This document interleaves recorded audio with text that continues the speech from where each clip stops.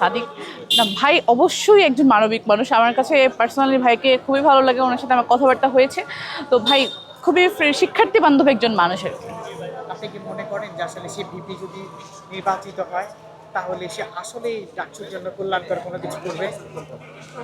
আর শিক্ষার্থী যেরকম আমাদের যেরকম রয়েছে, যে যারা শিক্ষার্থী বান্ধব হবে, শিক্ষার্থী যাদের মূল লক্ষ্য হয়ে থাকবে, তাহলে যেই প্রার্থী হন না কেন, আপনি 48 জনের যে কোনো একজন প্রার্থী নির্বাচিত হলেই বাকি 47 জন প্রার্থী মনে করবি তারাও জিতে গিয়েছে, কারণ তাদের মূল লক্ষ্যই হচ্ছে শিক্ষার্থী হওয়া উচিত।